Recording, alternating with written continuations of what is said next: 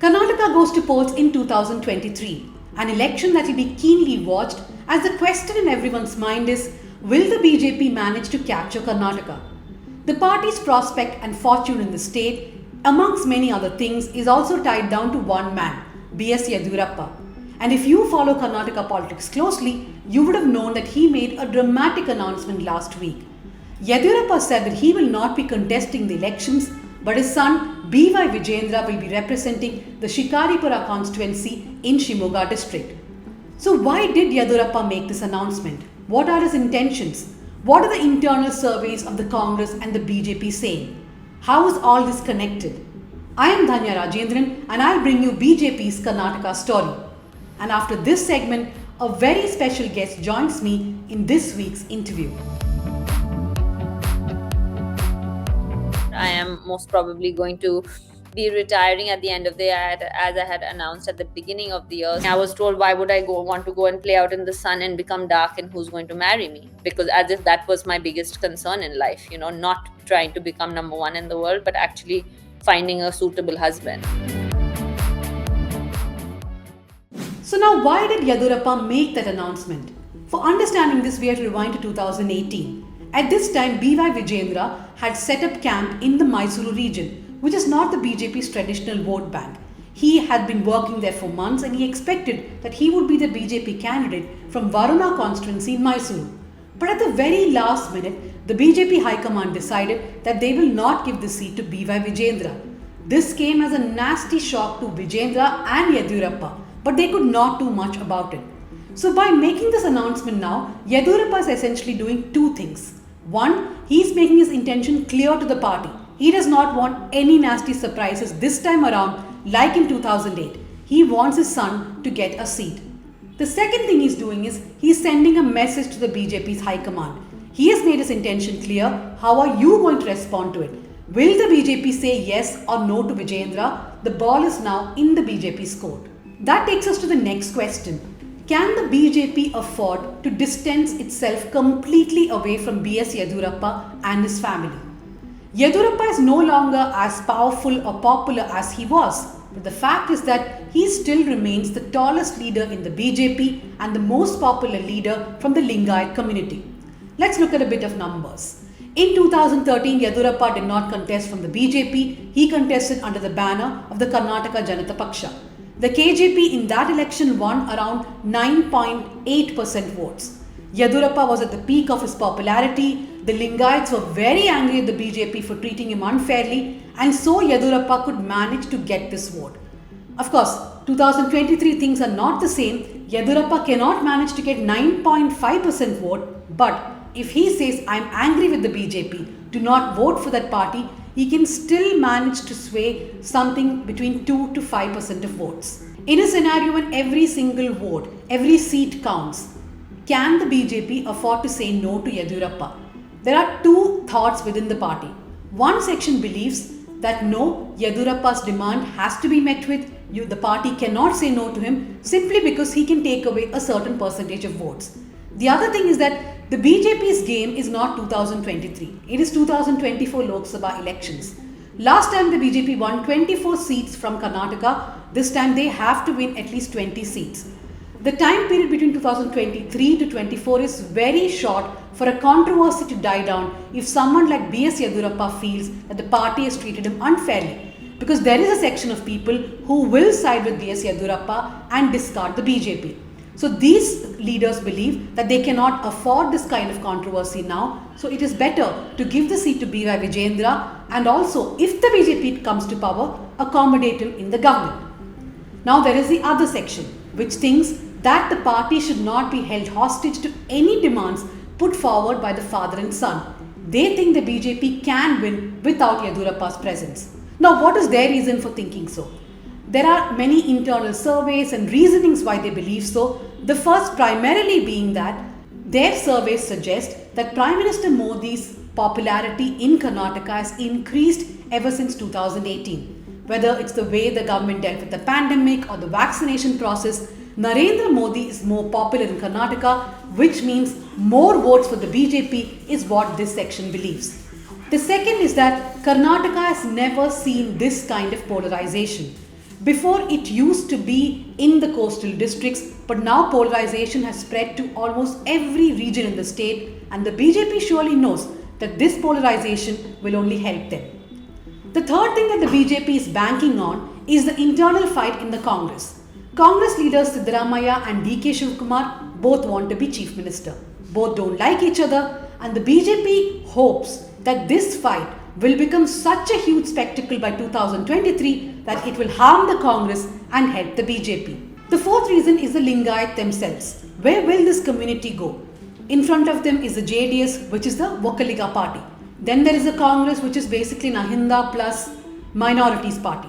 So the BJP believes that the Lingayats do not have any other political economy, so they can convince them that look, we are your best option with or without Yediyurappa. So this is what this section of leaders are banking on. So we spoke about surveys, numbers and theories, but many times decisions in political parties are taken because of personal beliefs. As far as the Yediyurappa camp is concerned, they strongly believe that a lot of the negative attitude which the BJP High Command has been showing to Yediyurappa in the past few years has been driven by another leader from Karnataka, B.L. Santosh, the National Organizing Secretary of the party. B.S. Santosh and B.S. Yediyurappa have an old rivalry going. Therefore, Yediyurappa camp believes that it is Santosh who is close to Amit Shah, Narendra Modi and other top leaders who have convinced them that Yediyurappa is dispensable. Their only relief now is that B.S. Santosh no longer remains the lone voice from Karnataka. There is Hosabale Dattatreya, the RSS leader from Karnataka. There is also Leher Singh. He has become a Rajya Sabha member. He has been close to Narendra Modi for many years. The Yediyurappa camp thinks that when there is democracy amongst voices, the High Command's decision this time on him and his son will not be as harsh as it was in 2018. Complicated, right? But that's how politics is. So all these maneuvers and political posturings will only intensify in the months to come, and we will keep a tab of all that. Now I move on to a very special guest who's joined us for today's interview. 47 titles to her name, 6 Grand Slams. She's one of the biggest sporting icons of India. Joining me today is Sania Mirza. Thank you very much for speaking to the News Minute, Sania. How does the year ahead look for you? I know that you're going to North America for a tour. How does the year ahead look? I mean, as a tennis player, we have a very long year. It starts in January, and we're only midway through the year right now. We still have a solid few months of lots of tournaments left with our 4 Grand Slams. The year is never, you're kind of wanting to peak every 2 months, and we are playing 20 weeks a year. So I am really looking forward to going to the US. It's my last couple of months on tour. I am most probably going to be retiring at the end of the year, as I had announced at the beginning of the year. So I feel like I'm excited as always, and I like playing on the hard courts in the US as well. So it suits my game. I've had some of my best results over there. I had read in between that you thought you used the word retirement too soon. I mean, you had spoken about it in January 2022. Later, you said that maybe I spoke about it too soon. But it seems like you have made up your mind, right? Well, that's media for you. It was completely out of context what I said, right? I mean, I did say that I will. This will be my last season. But after I said that, the only thing people were talking to me, even after I won a match, was how I'm going to retire after 10 months. So I said, I think I've said it too soon. I should have just waited till it was closer to me retiring at the end of the year. That's what I meant. To which it became, I've said it too soon that I would retire. So as usual, there are things taken out of context and it becomes something else. And I think it was just a passing comment that I made. I'm like, oh my god, can you stop talking to me about my retirement? I'm in February and I still have 10 months of tournaments left in me. So that's where that came from. But no, I think that I was pretty sure even then when I did take the call, and I'm pretty sure even now. I mean, something drastically has to change in my mindset and in my body, really, for me to be like, okay, I'm going to play some more. Because right now I just feel like I have I've been able to prove to myself yet again that I'm able to still play at the highest level of the sport. At 35, a kid later, having taken a couple of years off, as a maternity break. And yeah, I'm very, very proud of myself to be able to put myself in this position yet again. So I was watching your video on Wimbledon. Wimbledon had uploaded a video, a sort of tribute to Sania Mirza. You watched it, I'm sure. How did you feel watching it? Your journey through Wimbledon, and that, of course, was a formal goodbye. They also said, "We'll miss you, Sania." Yeah, it was definitely, I mean, as a tennis player, Wimbledon is where we always dream of. And the first time we pick up a tennis racket as a young girl in Hyderabad in Nizam Club when I was 6, my only dream was to ever play on those green courts of Wimbledon. And that's, I can speak probably for most of the athletes in the world, tennis players in the world, who would want to do that. So yeah, it was very nostalgic, but I was very, like I said, I'm very proud of the things I've been able to achieve.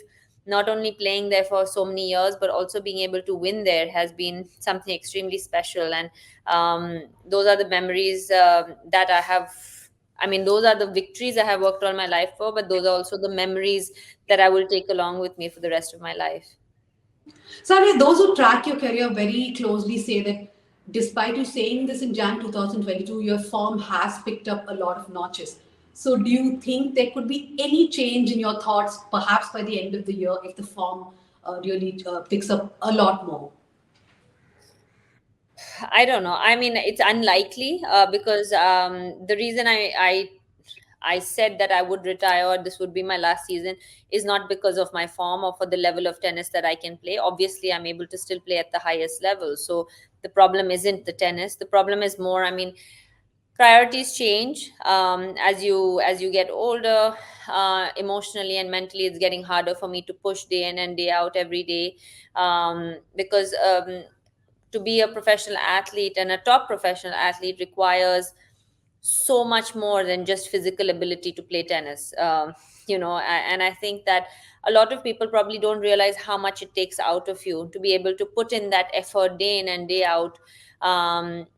The sacrifices you make, staying away from family. I mean, now I have a 3.5-year-old who's starting school.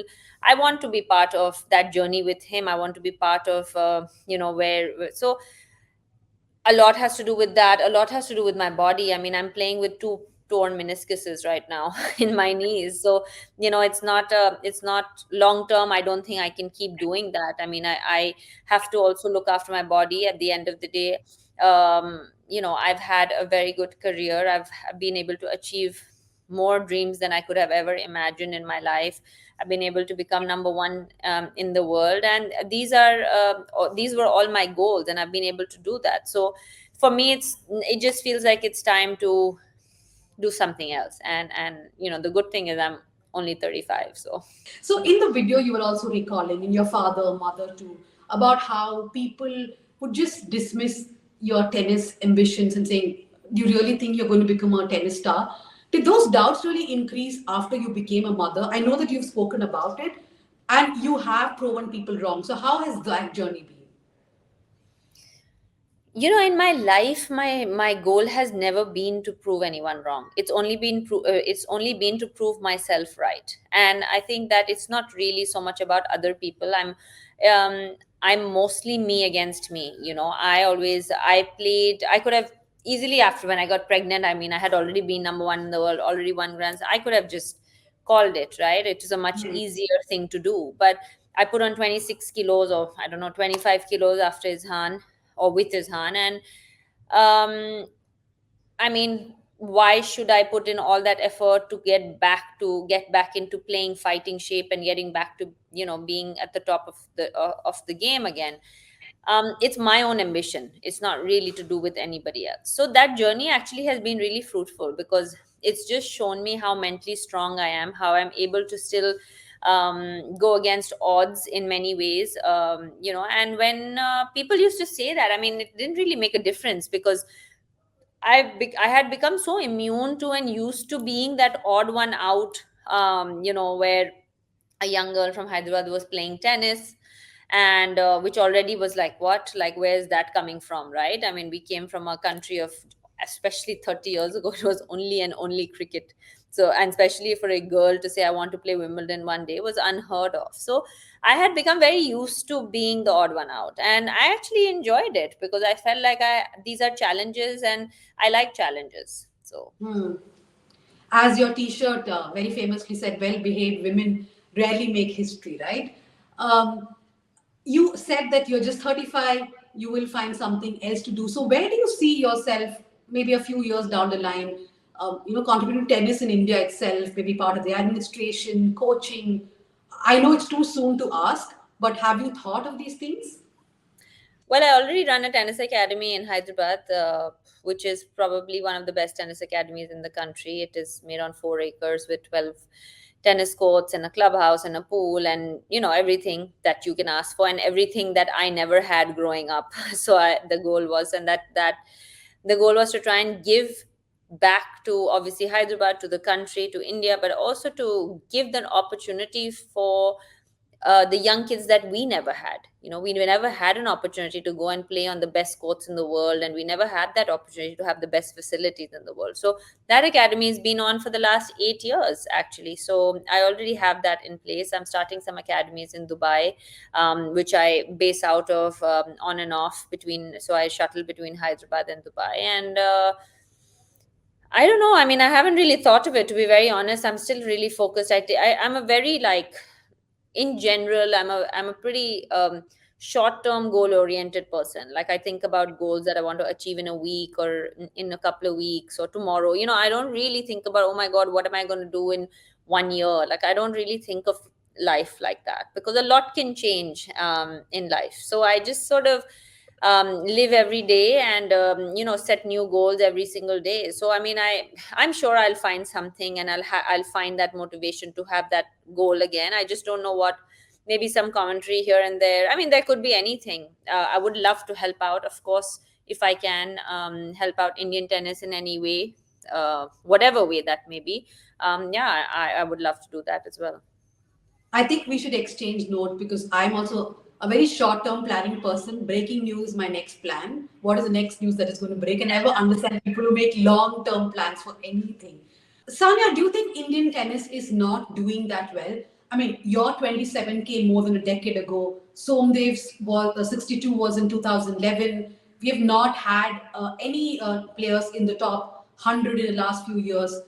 Are we not doing well? And do you believe that the progress that we made was too little and too slow?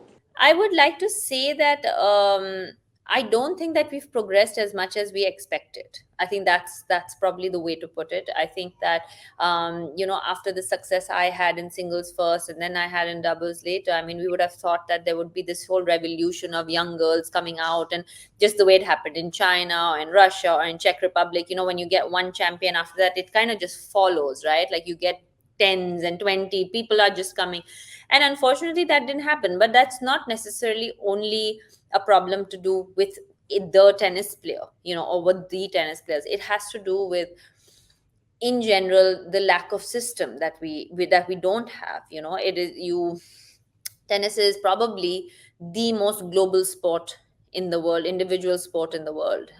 Besides golf, probably golf and tennis go hand in hand, and there's 200 countries that play the sport. I mean, you are not going to make it just by fluke. That's why we have, if it's by fluke, we have one Sania Mirza or one Mahesh Bhupathi or one Leander Pace every 20-25 years, because there's no actual system in place. And I think that everybody that's made it, you can go back and say Ramesh Krishnan, Ramanathan Krishnan, Vijay Amritraj, no matter who it was, they've all made it individually. Nobody has really come out of a system. And that is one of the biggest problems.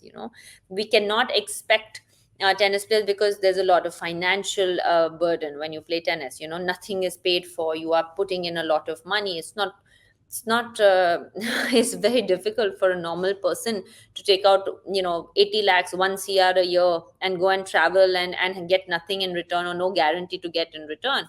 A lot of other sports have the government or their federations paying for them. We don't. We put in every single penny ourselves, whether that's to pay the coach, whether that's to. So financial burden is one thing. Just the kind of training is another thing, because you don't actually know what to do. You're competing against players who have been training in a professional and certain way since the age of 8, 9, 10 years old, and only when they went back home in India, like, only when they become 16, 17, 18 is when they start thinking, oh, okay, this is what we need to do. So you're already 8 years behind. You're always playing catch up. So there's a lot of reasons why that doesn't happen. So it's not very simple and like, okay, this is what. So unfortunately, that is where we stand. We stand with no, I mean, the men are still better than the women, I think, because at least we have a representation of men in the qualies of Grand Slams. We've got Ram Kumar, we've got Sumit Nagal, we've got a Yuki Bhamri. You've got a bunch of guys in close to the top 100 in doubles. But in women's, it's unfortunately we just come up empty every time, right? Like, we don't have anyone even when under the 300, and that's just not good enough, unfortunately. So But realistically, Sanya, how can we change things? Government intervention is one, but beyond a point, it doesn't happen. no, no, How do government you think? government intervention, yes, but also the federation, right? I mean, we need a federation that is more sort of active. Just by hosting tournaments, you're not going to create tennis players. There has to be, if I want my child to play tennis, I know nothing about tennis. I have a 5-year-old, 6-year-old, and I say, I want my child to become a tennis player. What are my steps? What do I do? So I don't know where to go. There is no place to go. If you're in England, you say, okay, I'll go to LTA. There is a facility there. We go there and we're like, okay, we'll take it from there. There's a London Tennis Association. So I mean, there are coaches, there are trainers, there are physios. Everything is in place. So I'm just saying that's just an example. So there needs to be a system that works around trying to produce tennis players. It just doesn't happen. And for that system, governments, private Every players, people have to come together. People with money who can put in money into this. Not just money, right? You also need to put in the effort. I mean, you Hmm. can't show up to places after the champion is made. It's very easy to show up after somebody makes it to a Grand Slam. You need to be there when they are 10 years old trying to make it to the Grand Slam. Spot the talent, go into the villages and the smaller towns. Spot the young kids who have that interest, spot the young kids who have that talent and that fire to try and make it. Get them together, find coaches, physios. I mean, those are things that I as an individual cannot do. I can start a tennis academy and I can work towards that. Rohan Bopana can start his academy and work towards that. Yeah, so I think individually we are limited, and Hmm. that is a fact. I mean, we can try, but we are still limited. So hey, like I said, if there is anything that I can do to make it better, I'm always there to help. As a woman in sports, how do you think the situation is for women in particular? Like, as a journalist, I do. Recently, I was reading the story about an athlete who said that she's gone through mental harassment. There have been sporadic complaints of sexual harassment. So, for women, is it much more difficult? And how do you think that can also be improved? I mean, you're a woman, you can answer that question yourself. Is it much more difficult being a woman journalist than a male journalist? Probably, right? I mean, I think that's just the way of life. I don't think that it's necessarily something to do only with sport. Hmm. That is to do with life. I think it's important to recognize that. It's important to acknowledge it, but but it is very important not to accept it. We cannot accept to be second, and I think that is very important. But I think you have to say it out loud so that it is acknowledged that the world is like that, right? We may shout out rooftop saying that we are living in an equal world, but let's be honest, are we really living in an equal world? I don't think so. I don't think that we are, not in any space of life, right?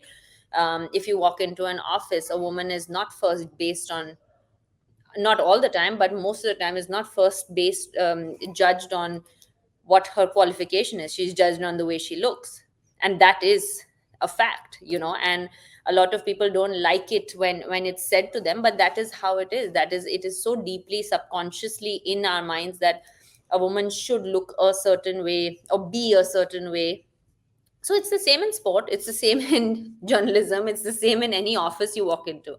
It is how it is, and it is our job to try and change that. It is our job to try and teach our daughters, but more importantly our sons, that that is not how life works. So I think that is very important for me. And whether it's sexual harassment, and I'm not saying that every single person is all about, oh, okay, you're a woman so you're beneath me. No, but it is more often than not. And being a girl, it is much more difficult to play tennis or play a sport I mean, you can hear stories from anybody, right? Like you see movies, you talk about Mary Com. I mean, she was told all the time, why would she want to box, right? Like, how can you box? Why do you want to box? You're a girl. The Fogart sisters are told the same thing. I was told the same thing. I was told, why would I want to go and play out in the sun and become dark, and who's going to marry me? Because as if that was my biggest concern in life, not trying to become number one in the world, but actually finding a suitable husband. So I think that these are narratives that have been going on for generations, and these are narratives that we as women today, but also as men, we need to change that. We need to change the way it works. My final question to you, I was reading a profile of yours by journalist Vandana in the print. She said, she wrote in a long article in which she said that you are not just a sports woman who made it to the top, but you're unlike many others because you started young and people were first enamored and also shocked of the way you dressed, the way you spoke. There were fatwas, there were this and that, and so many controversies, but you somehow emerged out of all that. She described you as Indians saw her as a woman first, a Muslim second, and athlete third. How would you describe what you have gone through all these years, this entire journey? I don't think I can describe it really. I think that when I kind of burst onto the scene, when I was in 2005 ish, 4 or 5, um, fortunately, unfortunately, the media and social media also was bursting out of like, especially the visual media was actually bursting on the scene then as well. So kind of everybody was kind of growing together. So nobody really also knew their footing, what was happening. So after a certain point, it got boring to write about forehands and backhands and serves and how much one is winning or losing. So they tried to find more things to write about and or speak about. And then they realize, oh well, this is selling too. So where is it that we can push the boundary a little bit more? That's how I see it. That's how what happened. For me, it was very simple, and it still is very simple. I had nothing really has changed. I believe that I was and am as true to myself as possible, in front of the media or behind the media. I mean, it's not really, I don't like change as soon as the camera is off or anything. I stay the same, whether it's my sarcastic dry humor or it's what I really think you are. I stay the same. I don't really go as soon as the camera is off. I'm not like, oh okay, well now I can talk. It's just not who I am. And that's something that was also inbuilt in me, but also given, that conference was given to me by my family and my parents, that you need to be true to yourself. So I also think that I wouldn't be the star that I was or the star that I am if I wasn't the way that I was. So I think everything kind of goes hand in hand. And the media and I have always had a love hate relationship. It's been more love lately than hate. But, initially it used to be more hate than love. And um, it's just, I don't really take media or social media very seriously.